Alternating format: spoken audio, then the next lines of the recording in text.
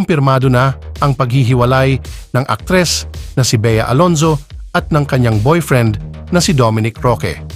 Sa Fast Talk with Boy Abunda ng GMA7 ngayong Martes ng hapon, Pebrero 6, 2024, kinumpirma ni Boy Abunda ang balitang hiwalay na nga sina Bea at Dominic.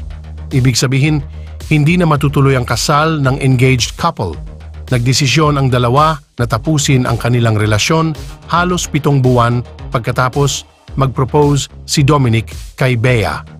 Naganap ang engagement ng dalawa sa Las Casas, Filipinas de Acuzar sa Quezon City noong Hulyo 18, 2023. Ayon kay Boy, base sa kanyang mga sources, nag-usap muli kamakailan lamang sina Bea at Dominic.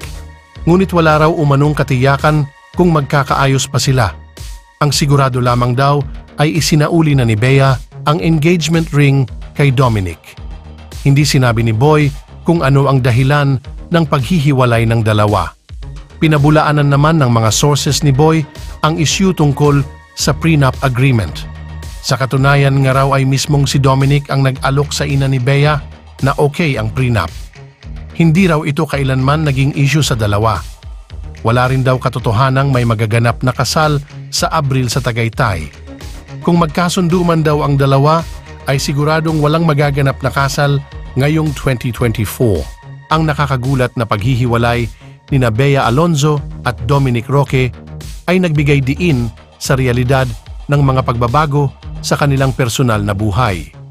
Bagamat nagdulot ito ng panghihinayang sa kanilang naunsyaming pag-iibigan, umaasa ang kanilang mga tagahanga na mahanap nila ang kaligayahan at kapayapaan sa kanilang mga individual na landas sa hinaharap.